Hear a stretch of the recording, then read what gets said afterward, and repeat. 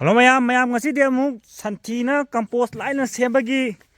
video ma puduna laksari to si sangon ni sida leiri je aduga som nakan jida chulang thokpa Santhi je aduga som da chulang thokpa ahamba da som da lang thoni aduga sorom da thammani aduga mu sorom da nauno hunduani sorom gi je compost number on ma ton ne go compost on jai je dum tha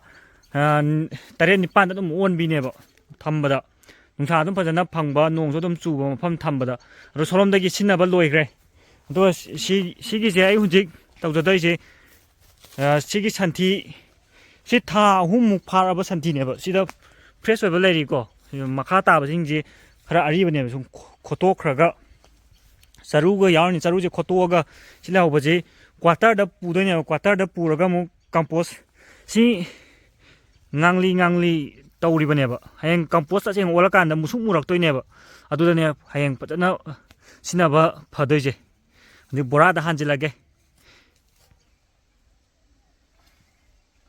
bora ani gumba pudoine khadum amabu helaga dum semba yarni compost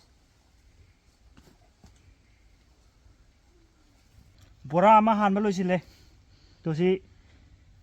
sida compost semba di thuro ne si ngangli ngai to je murakanda yadoin bora ama hanjile bora ni pudoin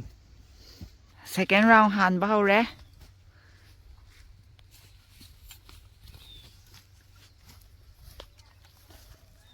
hiru amana baibiri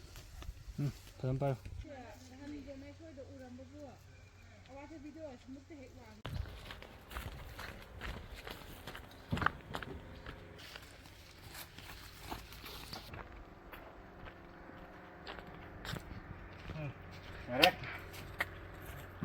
tới vô đấy múc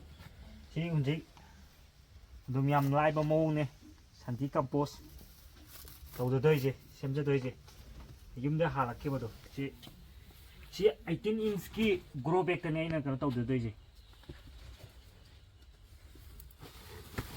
hấp cho đây gì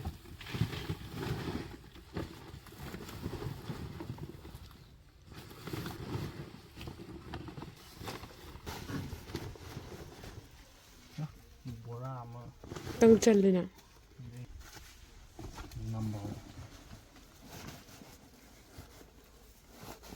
xin ngang gì to hana na xem bên em gì muri gì Santhi compost Santhi này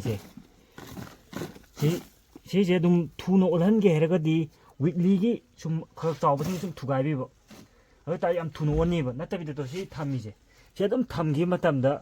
đum masana tại vì video ổn ra cái này bộ đum 5 to 6 months and changni ba yam thuno olhan ger dar di 40 to 60 days phau olhan ger di otpi dare hadi noi khai bi raga to sigi sumaina ngangam badagi murani murak padagi seja mu makup to si sigi phibam ji tarak toin to se si Santhi gi compost ne se ado jai jirang phajan tor thammi se kuina thamya bai ne go si sumaina phajan packing phajan thambada 2 years complete thamya bani go sumaina yam Laina sem ya mani sumaina si jo achau yaw ri je adum chi ka ba thugai biram ba ka sukai de aina mulching adum tau ja bodo si koi school manung da napi kak bodo akang ba je bora da lausi tham aduga marak ta dum hap sina yen ti gi ne si tha tarung phara male si de adum chai ba yaram ni boiler lawpham dagi loipham dagi lawba yen ti ne ba wai yen ti ga pun ba sina ba yara bane sina poli lengoi do